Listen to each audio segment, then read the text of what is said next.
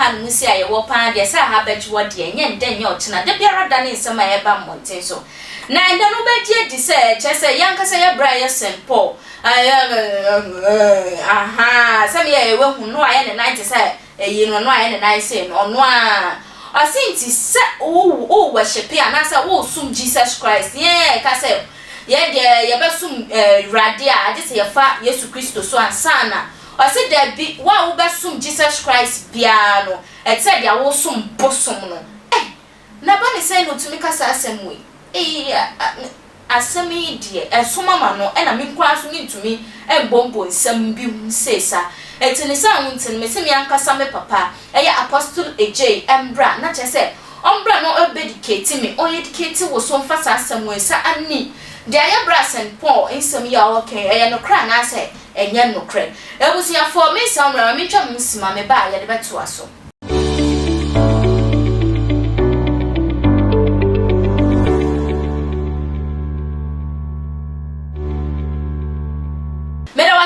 mretwa me ma me come by na space a wo mre no kan wo social media handles ni nyina na attention tv nti baba wo mo de aso be like wa share wa comment e we videos ni nyina eso no we di channel no ho adanse e de atra foforo o ya saso na ewrade extra ma me sa wo mre no ma me twem ben papa na chese ye fa nkomo twehwe no enhihye so anosa papa bibia boko de ewrade ase busi afa no ho nyina ye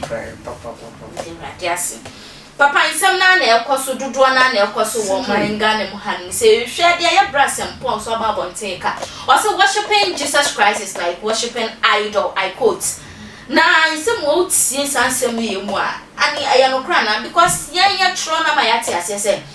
Jesus Christ no ono no ba ya be gu ye e de je ye nkwa pipa ye boni moja na de pipa ye boni nyina e na afa no sanso ma ya tie ase se obi biara ni ho obetumi aso meja no except se you pass it through him. And talk a sense papa, I said, I'm not my bisa.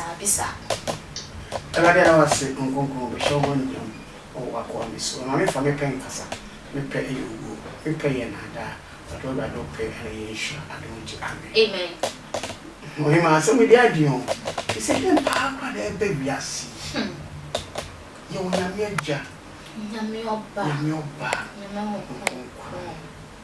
Na me jabe ye ni de oni Moses benante oni Moses ni edika bebre benante na me be ka tro se hwame na me na won kasa ye mi sei oni nyame agya nante ndi twem na osuma ne ba Yesu Kristo nso ye oba nyame oba ni eba sase so oba ye ni o manyina ni jo se me ne okwan nokre ene nkwa obi nko agya ne nchen yeso na neso abe ye ni die nyina koi na nkoko zo betoa ndi se Yesu ba kono se me ko me nyama janka na suma nkoko so aba ondo ba no bo be shemde afide na fede abususen kaye social media bebre ensemwa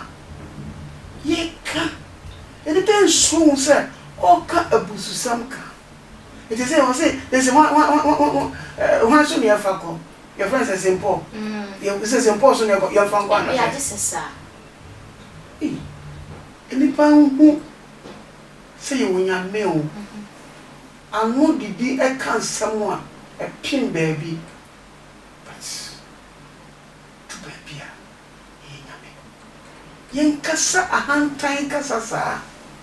Yen ka abuzusem kasa. Ne say no.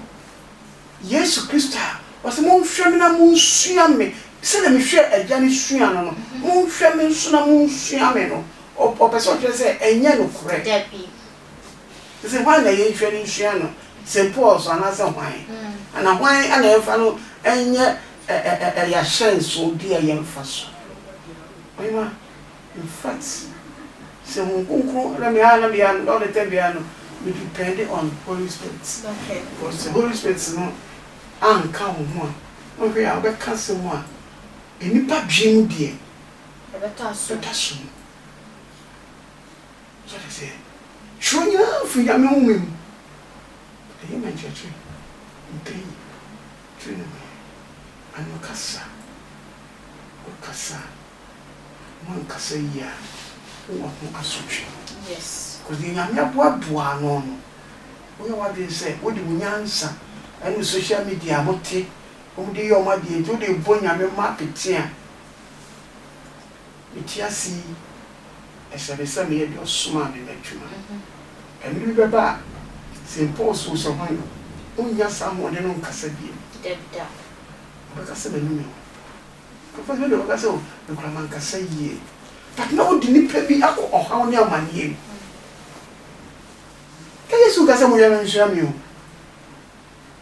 asa say ye hwe ya no kasa o ya hwe ya no kasa ya ye be kasa na traso but e be ye ọhaw ne amanie amaye ye kra papa ni sem na osanso ka bibi se obi biara ni ho owo eni wo wiase ase na nipa no so tese na papa yi to en ma ba counseling na wo hu bibi dia fa me ho sinto wo hu se ohima wo abetu kwa abrochi wa ware efe alright no me sumeni ade o so bibi biara ni wa owo se ni no prophecy e fe no kasa etika nipa wa samche no a confirm put me ele nyame a confirm na ndo ba ko o sakra so asakra ba sa paso it me think as we not think as you to them me nya ko na about safety na ka just on sakra to create aza oh yanti nyame ase nyame to make here intercession yeah oyi bi chere job o ka chere job emra wada no job 33 so they say verse 12 was say no wada ona me can intercession nya cho amfa was it tambe na ma say like what da na o e no di kasa chere ni ma ya kasa ni so adi mo dia ene no ko eni so adi mo nyame kasa we are intercession or can some Philipem and money bem some of their phones so efa some can be a committee of maintenance here but nyame kasa chere nipa nyame yin mo di chere nipa make me yet intercession mo di chere o yibi chere Daniel chapter 2 Daniel oni ni nuanom no emra ne buka o say then ene ni nuanom ko sheko bomb pie no o say nyame ye intercession na chere no na Daniel ni nuanom ko toy ko bomb pie de nyako kwa say was awurade na wo yi dia hintadi so that say o yi dia hintadi ntia ya no nyame dia hintasem nyame ye hintasem akasa dia hinta dia chefom dia bi ne kata sokura mpo no ko nche eno de utimi kasa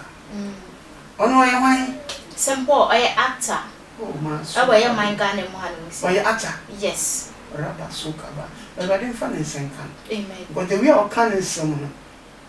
oye na dey say o kan when your followers but they want to treat oh nti de oye nyina ehwo asotwe no ya sometimes na ya boka asotwe na ya ehwu ni say ebi mutumi ka say embo no no so na ekọ ni generation so and sansem ya wakọ ebekọ ni generation so ana ebekọ no ane so yet me ya ka say to me experience eti nyame o se ni nyame ya metwia awofo na ja soka awon twetwaso ba ko ni enu na sakusi en 400 years also na wa kasa na abeya no me abeda koma ona na sefo ufika na benya go na onya social media enti mi hwesa wa sefo na omo Oshana no kasa ye papa wa kasa ye for phone number to ja also me telephone number 0247 136867 0243 0247 136867 Pentecostal Faith Divine Ministry I wa masama ano na nyame edunya ko di se nhwe ne maso amen papa kasa ye hwe no wa no kasa no ya hwe ne ye se ne be ya umo irade bufuhyew emma usu bebre wa brabo mo eba ne sai ha dwen ye papa aha ya attention tv ntika hu se be like o be share wo comment na wadi channel no ho adanse e de atwa afoforo na wa subscribe to your YouTube channel no so e de aka ho ade a wo share me wa bonti abo me samra ne frame ohema echa